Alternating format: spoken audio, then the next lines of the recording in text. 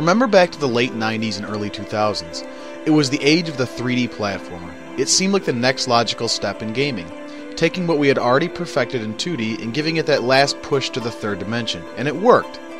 For the most part. By the mid-2000s, the 3D action platformer were at their apex, with games like Jak and Daxter and Ratchet and Clank. Then, as the next generation of consoles moved in, it seemed like the 3D platformer began to die out.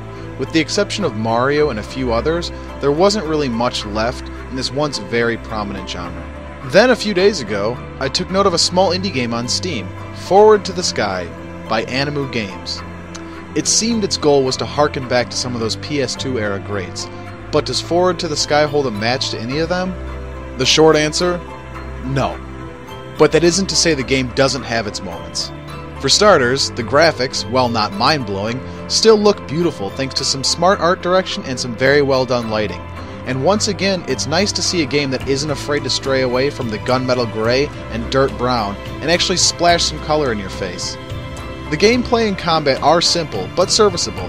No crazy combos, no special items, no inventory management, just jumping and slashing skeletons. And there isn't anything wrong with that.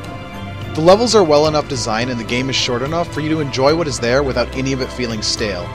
Maybe even a little bit too short.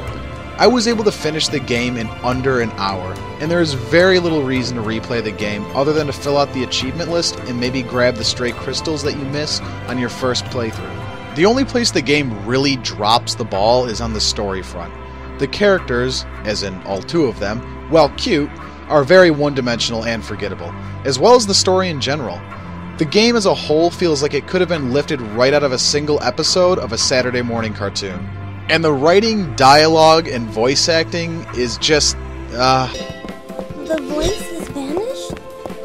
Oh no, the voice popped out of nowhere and gave me a fright. Good thing no one saw my stupidity. Otherwise, how embarrassing. Yeah. I wish I had more to say about this game, but there really isn't much to say. It's not a bad game by any means, it's just average. Pretty much everything about the game is just average or okay, even a little unpolished at times. And I know this might sound harsh because of this being a small indie team's passion project, but in the wake of games like Transistor, Shovel Knight, and Cave Story, games don't get a pass for being average just because they're indie games anymore. So with all that being said, at its full price of $7.99, I really can't give Forward to the Sky a recommendation. This is a game I would wait for a sale for, a game to pick up for a couple of dollars, and it is worth that for the couple hours worth of enjoyment that you will get out of it. At the end of the day, Forward to the Sky isn't a bad game. It's just very average, and ultimately a forgettable one. That being said, the small team behind this game definitely has their head in the right location, and I would love to see the return of the 3D platform, and I sincerely hope to see more from their studio, because with a little more time and a little more polish, a game like this could be great.